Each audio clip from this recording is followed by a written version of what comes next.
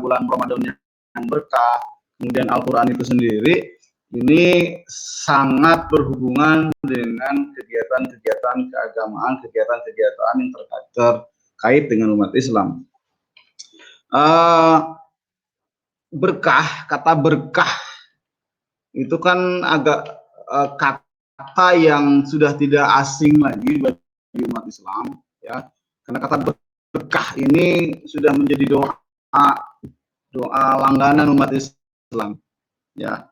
Bahkan seorang yang menikah saja saat kita mengucapkan doa dari Rasulullah SAW mencontohkan kita memberikan doa memanjatkan kepada Allah, mudah-mudahan Allah Subhanahu Wa Taala memberikan keberkahan dalam segala situasi.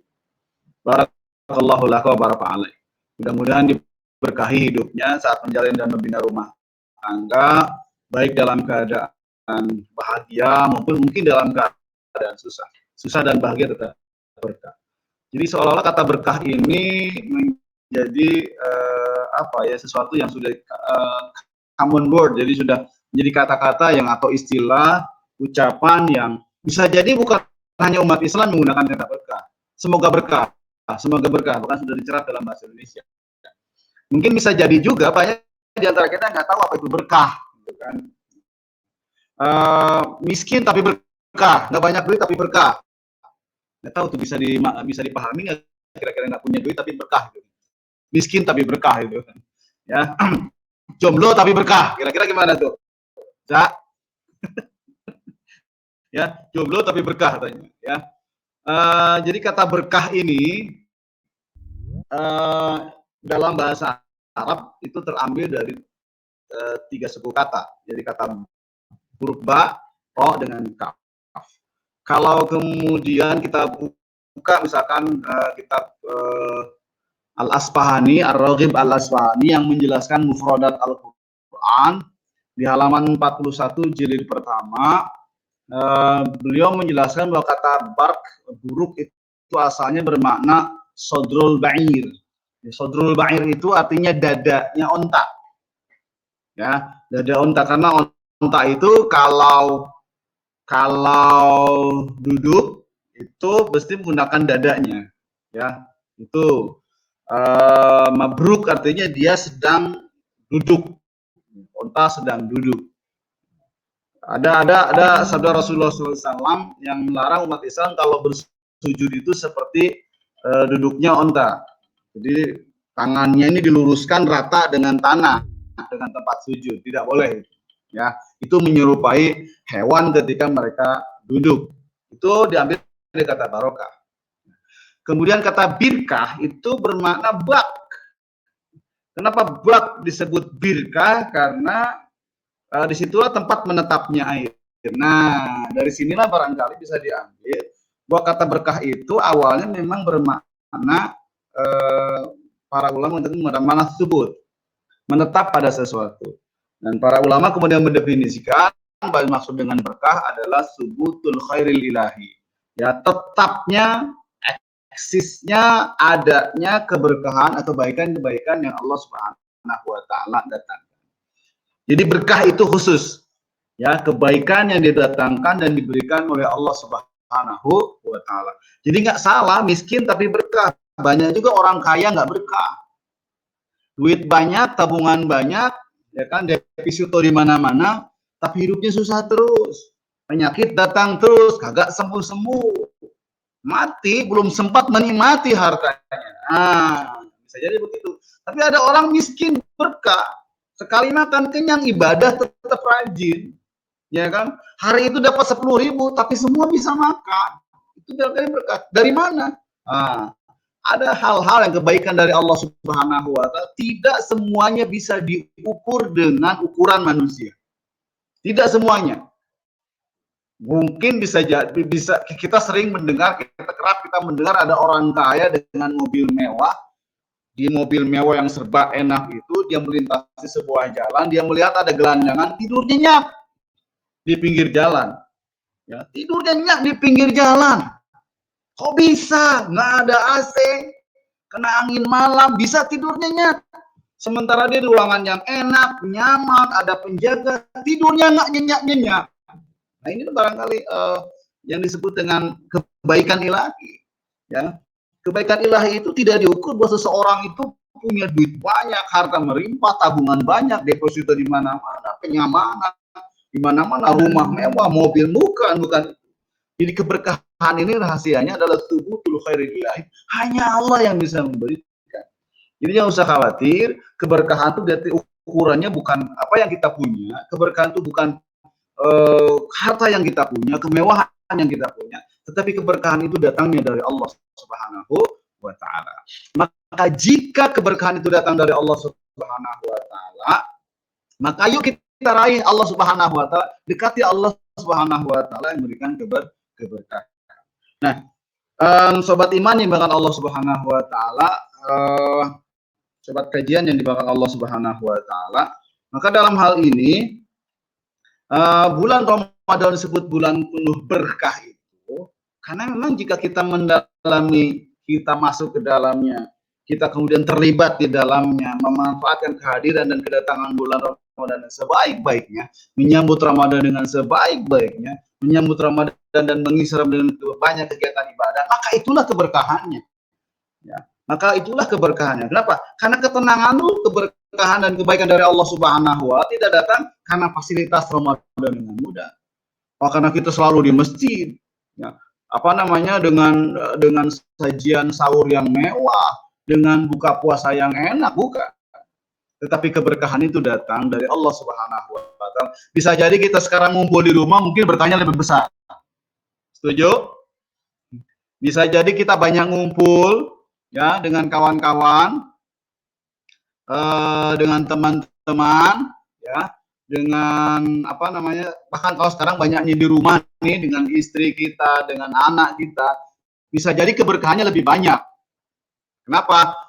Kemarin-kemarin kita jarang di rumah, jarang ketemu istri, jarang ketemu anak sebentar, berangkat pagi, pulang malam. Bagaimana umat Islam bisa meroleh keberkahan itu? Nah, Allah Subhanahu wa taala di dalam Al-Qur'an kemudian menjelaskan wa hadza kitabun anzalnahu mubarak. Silakan lihat dalam surat Al-An'am ayat 92, dan kitab ini telah kami turunkan mubarak, penuh keberkahan.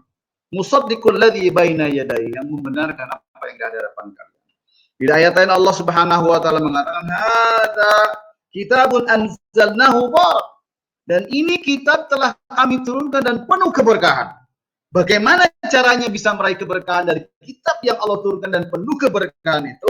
Fattabi'u, ikuti semua isi Al-Quran itu. Wattaqullah wattaqu la'allakum turhamun, dan bertakwalah pada Allah Subhanahu wa taala agar kalian mendapatkan rahmat dari Allah Subhanahu wa taala. Bahkan Allah Subhanahu wa taala menegur kita, hadza mubarak anzalnahu afa antum lahu munkirun. Apakah kamu kemudian dari keberkahan yang Allah turunkan dalam Al-Quran kamu akan mengingkari? Artinya Allah Subhanahu bukan meragukan, tapi bisa jadi Allah Subhanahu wa taala sedang menguji iman kita. Apakah Al-Quran yang katanya Allah katakan penuh keberkahan itu benar-benar jadi keberkahan bagi kita? Kalau benar-benar Al-Quran ditanggapi oleh kita penuh keberkahan, maka ambil keberkahan Al-Quran, ikuti Al-Quran, baca Al-Quran, pelajari Al-Quran, pahami Al-Quran, nikmati Al-Quran. Itu hidangan dari Allah Subhanahu, hidangan penuh berkah bagi umat Islam. Kitabun anzalnahu ilaika mubarak. Kata Allah Subhanahu wa taala, liyadabbaru ayati. Nah, ini kata kuncinya. Yang pertama ikuti Al-Qur'an, yang kedua ditadabburi Al-Qur'an. Maka jika bulan Ramadan ini pengen makin berkah, dan Al-Qur'an itu sumber keberkahan karena diturunkan di bulan penuh keberkahan, di malam penuh keberkahan, dan Al-Qur'annya penuh keberkahan, jadikan Al-Qur'an liyadabbaru ayati, ayat-ayat yang Allah turunkan, setiap ayat yang Allah turunkan di dalam Al-Qur'an sebagai bahan tadabbur dan pelajaran bagi kita. Salah satunya apa? Nah, bukankah kita diajarkan kalau di bulan Ramadan ini kita punya kebiasaan, punya tradisi tadarus Al-Quran? Mungkin tinggal-tinggalin aja barangkali, polanya saja yang harus kita perbaiki. Kalau selama ini tadarus kesannya balapan baca Al-Quran, kesannya cuma membanyak-banyakan baca Al-Quran, target berapa juz dan lain-lain, mungkin polanya agak-agak diubah saja. Al-Quran itu diturunkan 23 tahun sebenarnya mengajarkan kepada kita bahwa Al-Quran itu bukan arena kebut-kebutan, cepat-cepatan baca Al-Quran. Tapi tadabbur Al-Quran itu benar-benar membaca, benar-benar mempelajari, benar-benar memahami, benar-benar. Di situ keberkahan. Jika Allah Subhanahu wa taala menurunkan kata pertama Iqra, maka bacalah Al-Quran benar-benar, supaya benar-benar Allah Subhanahu wa taala memberikan berkah kepada kita, supaya benar-benar keberkahan Al-Quran datang kepada kita. Makanya kenapa para ulama mengajarkan kepada baca Quran itu benar-benar dirumuskan ilmu tajwidnya, bagaimana mentahsin atau mentartilkan bacaan Al-Quran kita, hafalan, karena disitulah keberkahan. Karena setiap kata di dalam atau setiap lafaz, setiap makhraj di dalam Al-Quran itu adalah keberkahan. Bagaimana kalau saya bacanya masih gak bagus-bagus? Kita sudah berusaha meraih keberkahan, disitulah keberkahan. Masih ada sesuatu yang berbeda. Sobat kajian dimuliakan Allah Subhanahu wa taala. Jadi di situ. Jadi kata kuncinya sebenarnya keberkahan Al-Qur'an itu bagaimana kita mau mentadabbur Al-Qur'an. Jika kita tidak mau mentadabbur Al-Qur'an, alih-alih kita mendapatkan berkah di bulan Ramadan, bisa jadi mungkin kita malah jauh dari keberkahan dari Allah Subhanahu wa taala. Kata kuncinya barangkali yang boleh kita simpulkan dalam pertemuan hari ini sebagai pengantar, bahwa keberkahan bulan Ramadan salah satu kata kuncinya adalah pada keberkahan Al-Quran. Dan keberkahan Al-Quran bisa diraih, bisa didapatkan oleh kita umat Islam apabila kita mentadabburi Al-Quran, membacanya dengan baik, memahaminya.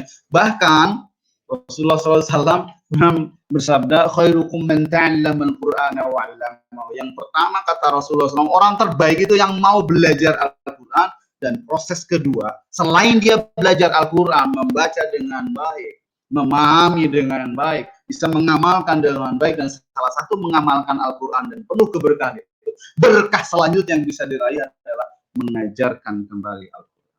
Saya kira sebagai pengantar cukup Pak Reza ya. Ya Pak. Oh ya, silakan. Syukron Pak untuk penjelasan materinya. Dan sekarang kita buka untuk ini Pak, buka tanya jawab ya Pak. Jadi di sini udah ada satu pertanyaan. Jadi saya bacakan pertanyaannya. Kalau baca Al-Quran tapi tidak dalam keadaan wudhu, boleh tidak? Ya, baik. Langsung jawab aja ya. Ya, satu-satu Pak dijawab. Ya, terima kasih. Syukron Pak. Ya, Bismillahirrahmanirrahim. Ini pertanyaan bukan klasik sih. Emang selalu ada pertanyaan yang kita masuk ke dalam silang pendapat. Ada yang nyeletuk jawabannya. Nah, Rasul juga ketika terima wahyu kan nggak wudhu dulu, tapi apa sudah diajarkan wudhu gitu kan? Padahal wahyu pertama turun di wahyu. Apa Rasul sudah diajarkan wudhu saat itu gitu? Ada pertanyaan-pertanyaan seperti itu. Ataukah sebelum turun Al-Quran Rasulullah SAW sudah diajarkan wudhu gitu? Nah ini menggelitik juga sih, di satu sisi kayaknya nyeleneh, tapi di satu sisi ya juga sih, kalau seandainya berwudu itu menjadi kewajiban membaca Al-Quran, maka sudah sejak lama Rasulullah SAW mengajarkan bahwa wajib kepada seluruh umat Islam. Mungkin ada diktum hadis mengatakan wajib bagi seluruh umat Islam berwudu dulu sebelum membaca Al-Quran. Yang saya tahu sih sebenarnya, walaupun ini masih silang pendapat, tapi nggak jadi masalah. Ini hanya bicara adab sajalah. Nah, ini bicara adab saja. Karena sebenarnya wudhu itu kan tidak harus untuk sholat ya. Betul ya? Nah, bahkan salah satu keutamaan yang dijaga oleh para ulama adalah mereka menjaga wudhunya. Jadi kalau bisa mereka menjaga wudhunya, kesempatan untuk sholat sunat, melakukan sholat apapun, mudah bagi mereka. Jadi sebenarnya ini kesimpulan kalau saya boleh sampaikan, bahwa sebenarnya tidak wajib kita berwudhu ketika membaca Al-Quran. Tidak ada diktum agama yang mengatakan bahwa wajib seluruh umat Islam kalau mau baca Quran harus berwudu. Sama halnya seperti saya baca Quran pada saya dalam keadaan datang bulan. Nah, sebenarnya buat saya ini silang pendapat, tetap meskipun juga ada saling menguatkan bahwa datang bulan masih boleh baca Quran. Ini gua haram karena Al-Quran itu karena begini dan begitu. Saya bilang ya kalau mungkin Anda ragu, kasihan juga sih orang yang sedang datang bulan kemudian dia tidak bisa berinteraksi dengan Al-Quran, kudu prek itu kan. Kalau mau cari alternatif, dengarkan saja audio baca Al-Quran, apa salah? Ya kan? Nah ini, saya kira itu penjelasan saya. Ya, baik. Terima kasih Ustadz. Nah, ini ada lagi pertanyaannya. Lebih utama tilawah saja atau baca terjemahannya juga di bulan Ramadan, Pak Ustadz? Terima kasih. Baik. Ya. Kira saya dari awal tadi mengatakan ada kata tadabur. Tadabur itu mencakup semua ya sebenarnya. Saya tidak menyalahkan yang baca saja, karena memang membaca saja ini adalah starting point yang bagus seorang untuk berinteraksi dengan Al-Quran. Enggak, ya. Rasulullah SAW pernah bersabda, al-qulubu tasda'u kama tasda'ul hadid. Al-qulubu tasda'u, hati itu bisa berkarat. Kama tasda'ul hadid, sebagaimana juga besi bisa berkarat. Nah, kalau besi berkarat mungkin pakai zat kimia tertentu bisa rontok, ya kan, digesek atau diamplas gitu kan, ya kemudian dicat, hilang karatnya. Tapi bagaimana kalau hati sudah berkarat? Para sahabat bertanya, kira ya Rasulullah, sama jalauha, bagaimana supaya hati kita tidak berkarat? Rasulullah Shallallahu Alaihi Wasallam menjawab, tilawatul Quran, bacalah Al-Quran. Jadi perbanyak baca Al-Quran, silakan ya. Jadi langkah kedua ada baiknya. Nah, ini kenapa Rasulullah Shallallahu Alaihi Wasallam tiap bulan Ramadan itu, kalau saya boleh menyebutnya itu bulan setoran Al-Quran. Dievaluasi. Bahkan Rasulullah SAW sering mendengarkan para sahabatnya mendengarkan bacaan Al-Quran. Itu mengevaluasi. Ini artinya apa? Kalau baca Quran yang terbaik sesungguhnya, bahkan dicontohkan oleh para ulama, bahkan kalau boleh saya sampaikan, itu imam-imam besar Masjidil Haram, itu mereka punya waktu-waktu tertentu, mereka kumpul dan saling mengevaluasi bacaan masing-masing. Kurang apa sih mereka? Doktor, bahkan banyak yang profesor di atas kiai, ya hafiz Quran, sampai kiroat, berapa macam kiroat mereka bisa gitu kan. Tapi sesama mereka saling meluruskan juga. Mereka baca di depan syekh-syekh yang imam ini, imam dan lain sebagainya. Jadi ada tradisi ibadah. Nah, ibadah memperlakukan Al-Quran yang harusnya juga kita jaga. Nah, ini yang sebut, saya lebih senang inilah yang disebut dengan tadarus yang benar gitu. Jadi tetap ada guru, ada tutor, ada instruktur yang ketika kita baca meluruskan bacaan kita. Nah, kalau kita tilawah sendiri kan mau ngaco gimana juga merasa benar sendiri kan. Nah, ini ya. Jadi saya mengatakan tilawah itu bagus karena ini cara kita menghargai ayat-ayat Al-Quran, cara kita memperlakukan Al-Quran, dan cara bagaimana kita terhindar dari karat hati. Tetapi yang kedua barangkali harus kita tingkatkan supaya bacaan kita kualitas meningkat. Karena kan ada perintah dalam Al-Quran, warattilil Quran dan tartila, bacalah Al-Quran dengan cara yang terbaik, dengan cara yang sebagus-bagus itu. Menurut bagaimana Rasulullah SAW mengajarkan Al-Quran kepada para sahabat, dengan riwayat yang banyak, dan kemudian dirumuskan oleh para ulama lewat yang mungkin yang itu untuk memudahkan pada kita belajar ilmu tajwid dan lain sebagainya. Jadi kalau bisa memang disebut harus ada interaksi, ya. Ada ahlinya di situ, kemudian saling meluruskan. Saya kira kalau sekarang ini enak banget sebenarnya. Kalaupun misalkan kita nggak bisa nggak bisa ke masjid, nggak bisa cari guru dengan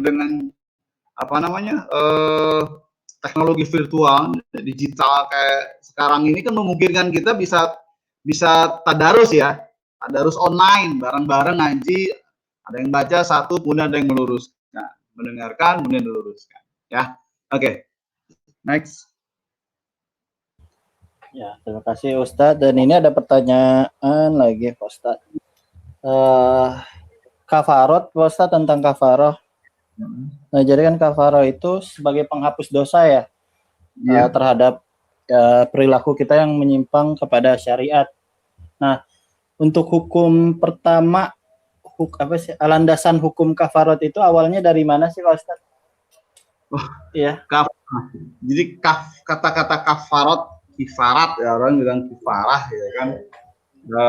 Kata kafarah itu arti kafarah itu kan menutup gitu kan. Orang kafir itu karena tertutup hatinya dari keimanan. Jadi kata kifarat itu untuk menutup kesalahan kita pada sebuah diktum ibadah yang harus dilakukan.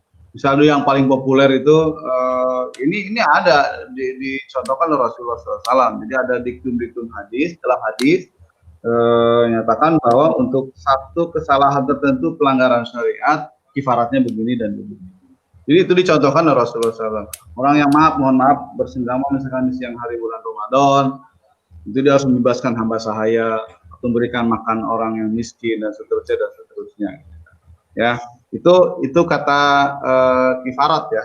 Jadi kata kifarat itu perumusannya, kata istilahnya kifaratnya sendiri itu dirumuskan oleh para ulama dan biasanya masuk di dalam kajian Islam itu dalam kajian fikih Islam. Ya. Oke, ada lagi? Oke, ini, nah kan kalau kafarat itu ada 3 ya Pak Ustadz. Kalau nggak salah tadi disebutkan yang hukumannya itu ada 3. Pertama memerdekakan budak, dan kemudian ada memberi makan 60 orang miskin. Nah itu pilihan atau kayak harus dua-duanya gitu Pak? Jadi kafarat itu macam-macam sebenarnya, itu tergantung pelanggaran apa yang dilakukan. Kalau tadi yang melanggar itu salah satunya itu pilihan. Karena kalau bicara sekarang misalkan budak membebaskan hamba sahaya, sekarang perbudakan kan nyaris dalam tanda kutip secara formal udah nggak ada ya, tidak terlembagakan lagi kalau di masa Rasulullah, dan setelah itu beberapa tahun setelah itu emang perbudakan itu masih terlembagakan, termasuk ketika Amerika membawa budak-budak dari Afrika ke mana, ke benua Afrika ya, orang-orang Eropa membawa budak-budak Afrika ke benua Amerika, itu masih terlembagakan karena masih ada, bahkan transaksinya masih legal gitu kan, masih ada. Ya sekarang kan mencari budak nggak ada gitu, maka Rasulullah SAW itu karena dibimbing oleh Allah Subhanahu Wa Taala akan tahu bahwa ada hal-hal tertentu yang secara legal itu akan hilang, maka itu jadi pilihan. Kalau sekarang masih ada budak, ya pilihannya pertama adalah budak, pembebasan budak. Jadi saya katakan bukan pilihannya membebaskan budak, berikan makan 60 orang miskin saja. Itu tergantung pelanggaran apa yang dilakukan. Ya, bisa jadi mungkin ada yang kafaratnya itu dengan puasa, ada melanggar sumpah, gitu kan? Kafaratnya dengan puasa. Ya. Jadi kafarat itu macam-macam. Ya. Yang jelas kafarat itu adalah itu adalah kajian fikih Islam, tapi kajian fikih Islam itu bukan tidak berdiri sendiri tanpa diajarkan oleh Rasulullah SAW. Jadi itu dirumuskan karena mereka memahami hadis-hadis Rasulullah SAW terkait kasus-kasus tertentu. Salah satunya itu, maka muncullah istilah kafarat supaya seseorang atas pelanggaran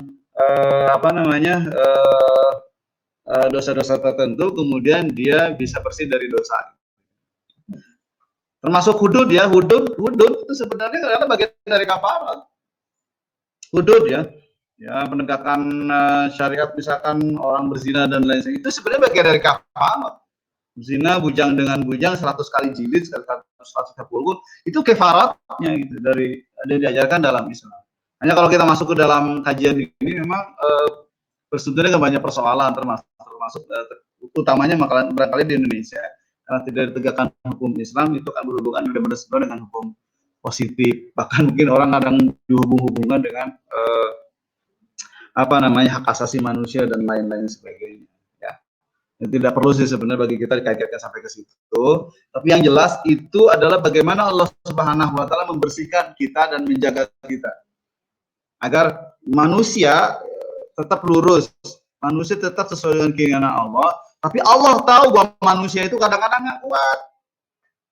Ada persoalan-persoalan tertentu. Mau salah satunya misalkan tadi kasus di bulan Ramadan, orang suami istri dan istri saya halal gitu di siang hari, ini kan istri saya melakukan pelanggaran. Kemudian efek jerahnya apa? Puasa 2 bulan berturut-turut. Kalau nggak kuat membebaskan hamba sahaya, kalau nggak kuat lagi ngasih makan orang miskin.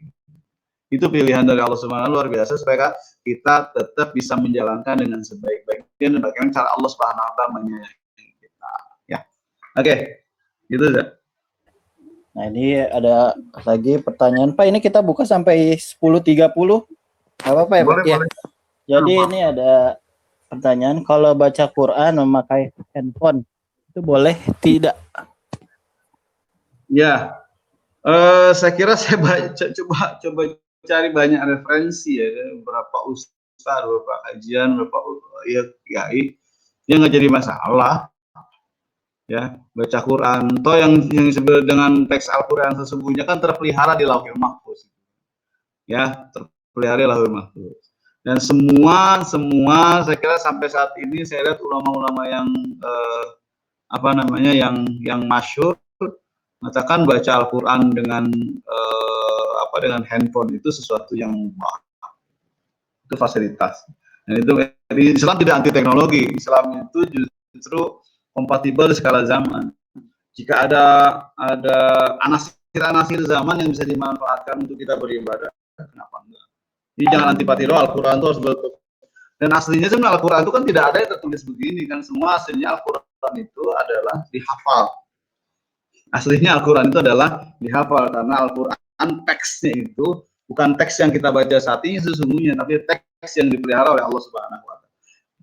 Ya, jika ada orang upaya-upaya untuk memudahkan orang beribadah, bahkan ini adalah bagian dari upaya mereka memudahkan kita beribadah, dan insya Allah itu jadi pahala bagi mereka yang mengusahakan.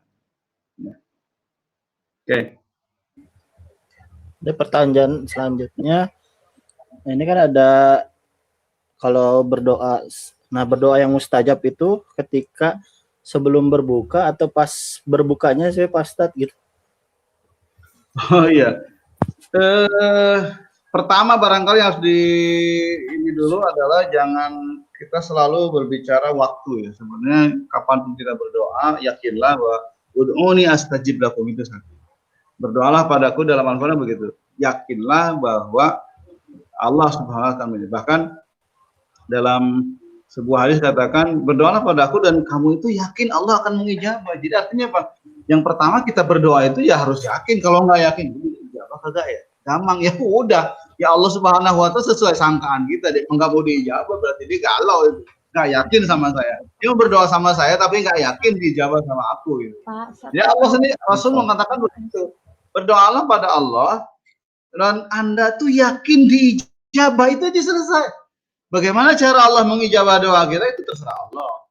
Tidak harus sesuai dengan keinginan kita apa saja, bisa jadi mungkin nampaknya tidak diijabah tapi itu masalah bagi kita.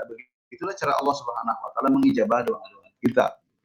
Jadi waktu-waktunya memang ada beberapa waktu tertentu yang dicontohkan oleh Rasulullah SAW. Ada satu mungkin yang kadang-kadang kita luput gitu kan. Ini saya katakan bukan saat berbuka, sekarang semua doa kita pasti dijabah gitu aja satu.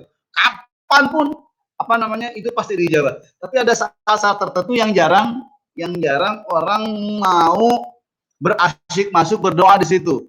Dan itu kalau para ulama ya, orang salafus saleh itu selalu menyempatkan waktu di waktu apa? Di awal pagi dan di petang hari. Di sore itu sebenarnya bukan kita ngabuburit ya. Orang puasa kan punya tradisi apa? Sebelum berbuka apa ngabuburit ya? Main sana kemari, nongkrong sana sini, main musik ini segala ngisi kekosongan, terus senang-senang ria, jalan-jalan ke mall, nanti pulang, wah ini mendekati waktu berbuka. Justru di saat-saat itulah sebenarnya Allah Subhanahu wa Ta'ala menyiapkan waktu yang bisa dicontohkan oleh Rasulullah SAW, waktu yang sangat baik orang banyak berdoa pada Allah Subhanahu wa Ta'ala. Ya, bukro tahu wa asila, itu ada kata itu ya. Bukro itu di pagi hari dan asila itu di sore hari. Ya, jadi bukan ngabuburit, jadi ngabuburit kita dengan memperbanyak doa. Jadi sebelum kita berbuka puasa, baiknya kita sudah berwudu. Usahakan begitu loh. Ya paling nggak 10 menit, 15 menit sebelum kita berbuka puasa sudah buka Al-Quran dulu, murojaah Al-Quran, mudzakar Al-Quran, baca Al-Quran, hafal 1-2 ayat, ya kan. Kemudian banyakkan berdoa pada Allah Subhanahu wa Ta'ala. Itu sebenarnya waktu-waktu yang jarang kita manfaatkan untuk berdoa. Pagi hari misalkan kita bangun, terus kalau dengan kesibukan kita lupa berdoa.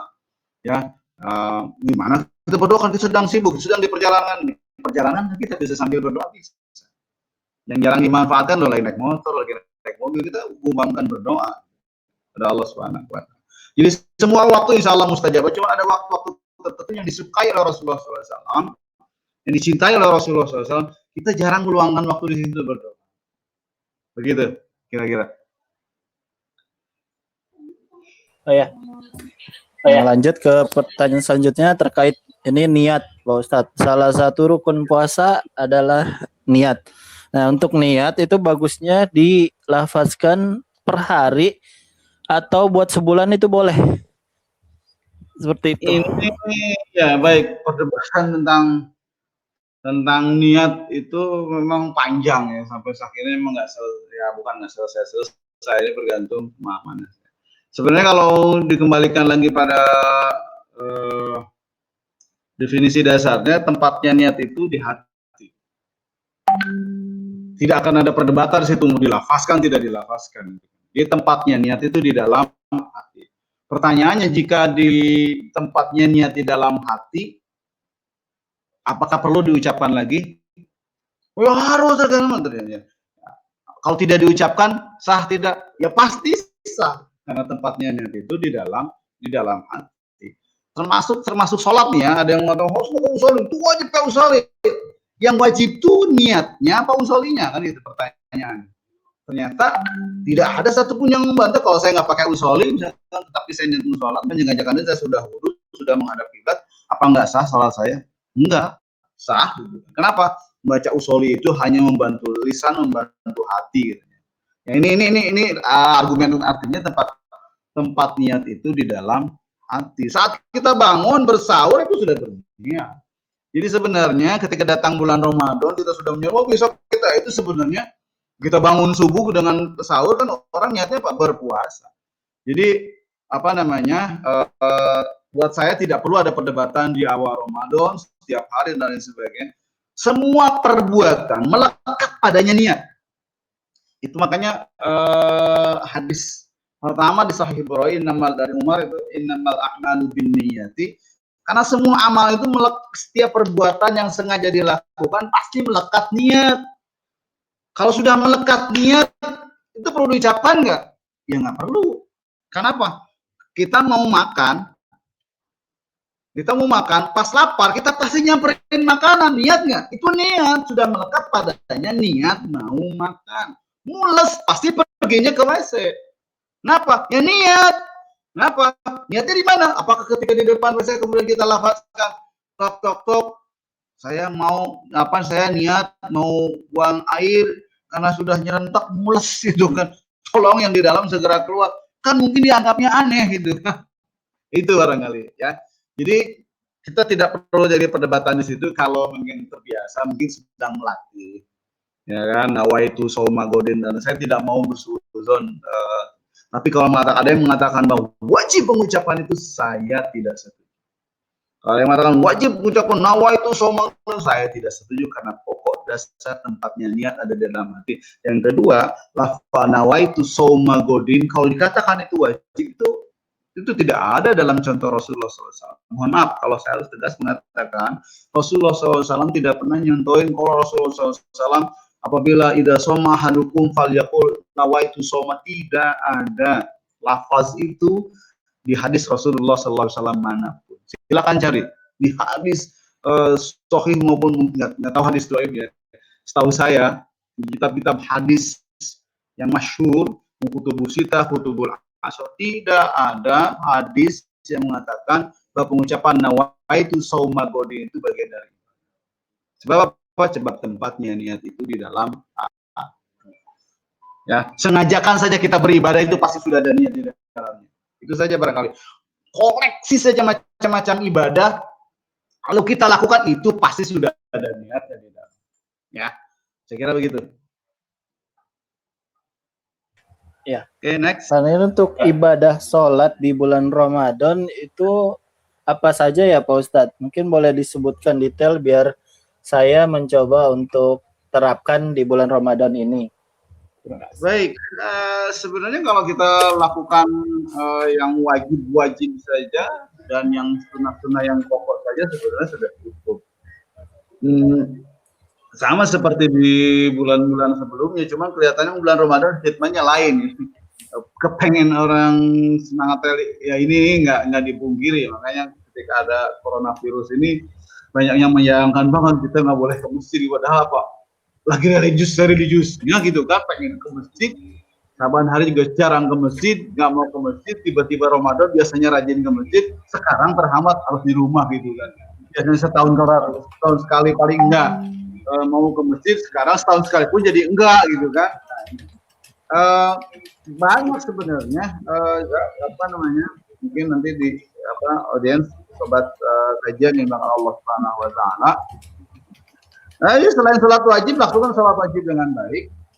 Juga di situ ada sunnah muakkadah melaksanakan sholat tarawih, sholat tahajud yang dialihkan waktu saja gitu. Saya tidak mau ada perdebatan tahajud, tarawih dan lain sebagainya. Jelas tarawih itu bilangan apa namanya pelaksanaannya diawalkan itu untuk memudahkan kita supaya kita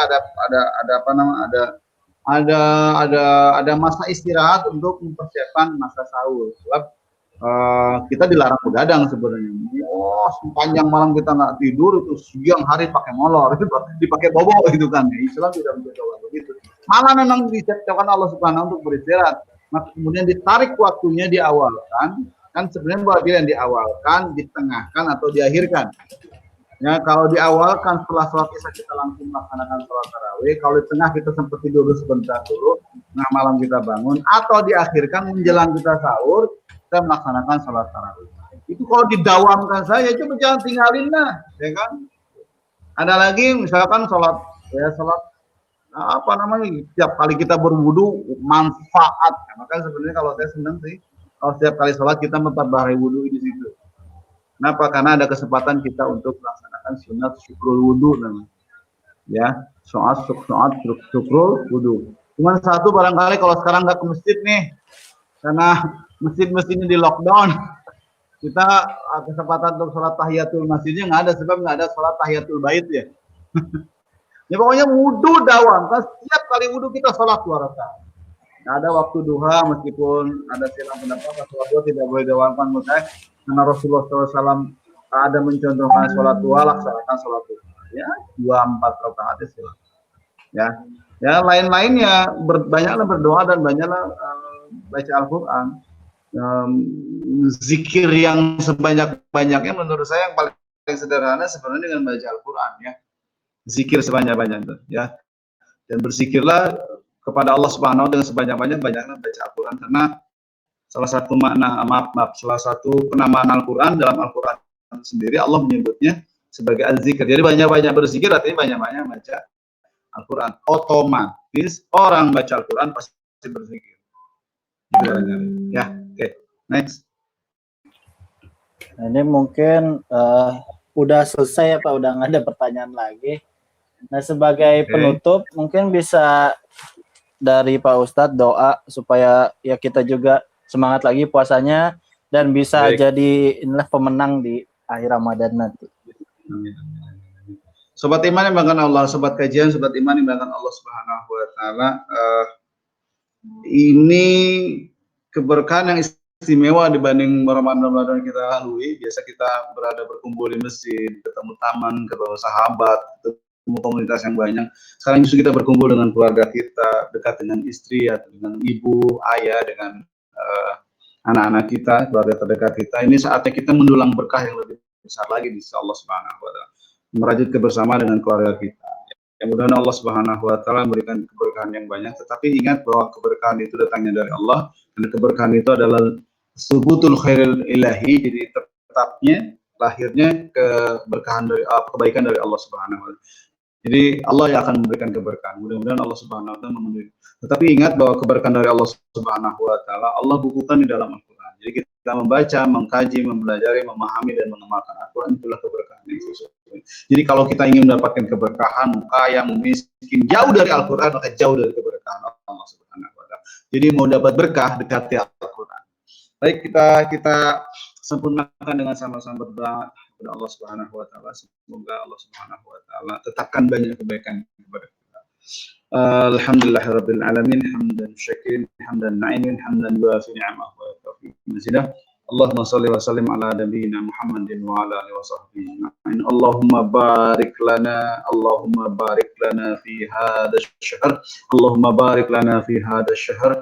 Allahumma arinal haqqa haqqan warzuqna ittiba'ah wa arinal batila batilan warzuqna ijtinabah.